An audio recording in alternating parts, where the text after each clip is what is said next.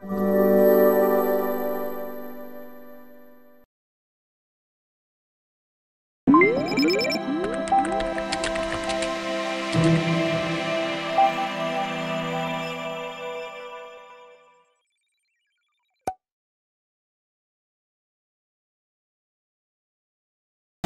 bismillahirrahmanirrahim. Assalamualaikum warahmatullahi wabarakatuh.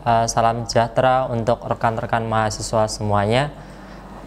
Selamat datang di perkuliahan online. Saat ini kita masuk materi tentang fungsi kuadrat, bagian daripada fungsi non-linier. Sebelumnya teman-teman sudah belajar tentang fungsi linier, dan saat ini kita masuk ke fungsi non-linier. Yang akan kita bahas pada pertemuan kita kali ini tentang fungsi kuadrat. Apa sih skup-skup yang akan kita pelajari di dalam fungsi kuadrat? Yang pertama, rekan-rekan nanti harus menguasai tentang konsep fungsi non-linier itu seperti apa. Yang kedua, teman-teman nanti harus tahu tentang fungsi kuadrat itu seperti apa, terus macam-macam kurva. Salah satunya yang akan kita kupas di sini tentang kurva parabola. Dan yang terakhir, teman-teman harus bisa menggambar kurva parabola. 4 kompetensi ini harus teman-teman selesaikan untuk di materi fungsi kuadrat. Nah, kalau kita berbicara tentang fungsi, kita tahu di definisi fungsi merupakan hubungan linier antar variabel. Tapi kalau di sini kita berbicara tentang fungsi non-linier, berarti di sini kita berbicara tentang hubungan antar variabel, di mana pangkat tertingginya itu lebih dari 1. Kalau fungsi linier itu pangkat tertingginya itu 1. Tapi kalau untuk fungsi non-linier, pangkat tertingginya itu lebih dari 1. Nah, untuk salah satunya di sini fungsi kuadrat. Selain fungsi kuadrat, ada juga fungsi kubik, ada fungsi eksponensial, tapi yang dibahas untuk pertemuan kita pada kali ini itu tentang fungsi kuadrat. Nah, fungsi kuadrat ini menggambarkan dua variabel, hubungan dua variabel, pangkat tertingginya itu 2, gitu. Pangkat tertingginya 2. Tapi kalau untuk fungsi kubik nanti y sama dengan a x itu pangkat tertingginya 3. Baik nanti hubungan variabel y maupun untuk fungsi x atau fungsi y itu dengan asumsi di mana a atau b itu tidak boleh sama dengan 0. Nah, selanjutnya di sini kita akan mencoba mempelajari kurva yang teman-teman bisa lihat di modul di pertemuan tentang fungsi kuadrat. Bentuk kurva yang akan kita bahas salah satunya kurva parabola. Selain itu juga teman-teman bisa mencari referensi untuk kurva-kurva seperti hiperbola dan kurva-kurva yang lain.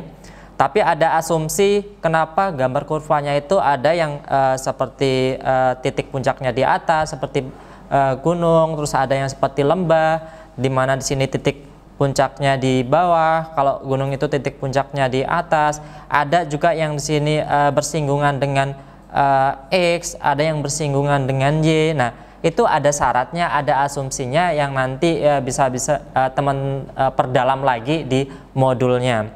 Tapi perlu diketahui syaratnya itu dilihat daripada A dan D. Apa itu? A itu koefisien daripada variabelnya, sedangkan D itu determinansinya. Seperti apa sih cara kita melihatnya, itu nanti kita akan praktek langsung untuk studi soalnya. Nah, langkah menggambar kurva, teman-teman di sini bahwasanya untuk menggambar kurva ada 3 langkah atau 3 tangga yang harus dilewati. Tangga yang pertama harus menentukan arah bolanya. Di mana kita bisa menentukan arah bolanya? Ya, kita harus tahu untuk nanti di sumbu X maupun Y, apakah arah bolanya nanti dia seperti pegunungan, apakah nanti seperti lembah. Itu yang akan menentukan nanti nilai A dan nilai D-nya. Nah, itu nanti yang akan kita cari di persamaan kuadratnya. Yang kedua, titik potong di sumbu X dan Y. Di mana titik potongnya ini kita tidak pernah tahu, dan nanti kita akan cari di dalam persamaan Apakah titik pokoknya di sini di 3 atau di 4 atau Y-nya di sini 5. Nah, kita nanti akan cari tahu titik potongnya. Terus yang ketiga, yang terakhir di sini rekan-rekan nanti akan mencari titik puncaknya. Di mana titik puncaknya yang Bapak sebutkan tadi itu apakah nilainya nanti 5, 6 atau 10, nanti kita cari tahu di situ. Nah, selanjutnya di sini kita akan langsung implementasi untuk soalnya. Contoh soal di sini jelas terdapat persamaan Y sama dengan X kuadrat min 8X plus 12. Gambarkan parabolanya. Nah, dari langkah-langkah yang sudah Bapak utarakan di slide sebelumnya, yang pertama tentukan arah bolanya. Kita lihat nilai A-nya. A-nya di sini 1. Walaupun 1 itu tidak tertulis di depan variabel, tapi itu ada angkanya, nominalnya 1. 1 lebih dari 0 menunjukkan kurvanya itu terbuka ke atas, jelas di sini. 1 sudah kita sepakati untuk poin A. Yang kedua, tentukan titik potongnya. Nah, untuk menentukan titik potongnya itu kita harus mengistilahkan atau mengasumsikan salah satu sumbunya itu memiliki nilai 0. Yang pertama, X-nya yang kita asumsikan 0. Pada saat X-nya kita asumsikan 0, berapa nilai Y-nya? Kita masukkan atau kita substitusikan X-nya itu di X kuadrat min 8X plus 12. Di mana di sini kita asumsikan, kita substitusikan X-nya, hasilnya akan menunjukkan Y-nya itu 12. Maka titik potongnya di situ X, Y, di mana 0,12. Sama untuk asumsinya yang kedua. Kalau kita sudah tahu di situ asumsi X sama dengan 0, kita yang kedua Y-nya yang sama dengan 0.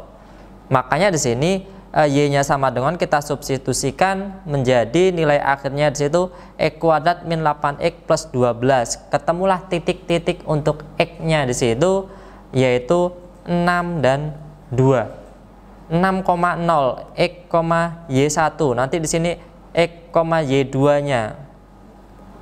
Tuh. Jadi itu untuk menentukan titik sumbu masing-masing di sumbu X maupun Y. Nah, setelah itu kita tahu bahwasannya Y sama dengan X kuadrat min 8X plus 12. Nah, kita ada rumus untuk menentukan titik puncaknya, yaitu di sini ada rumus min B per 2A, koma di situ min B kuadrat min 4AC per 4A. Dari mana kita bisa mencari titik puncaknya? Kita substitusikan aja. Di sini ada 1, di sini ada A, di sini ada min B, di sini ada C.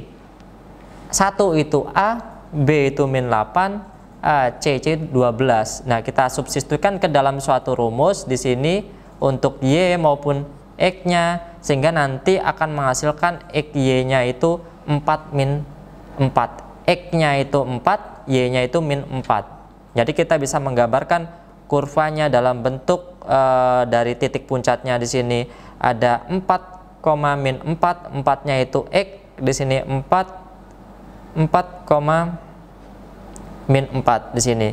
Jadi teman-teman bisa mencarinya dengan mudah dengan asumsi petunjuk-petunjuk yang ada di dalam modul. Dari situ teman-teman bisa mengimplementasikan di soal-soal yang lain. Mungkin itu yang bisa Bapak sampaikan. Semoga bermanfaat. Terima kasih. Bapak akhiri. Wassalamualaikum warahmatullahi wabarakatuh.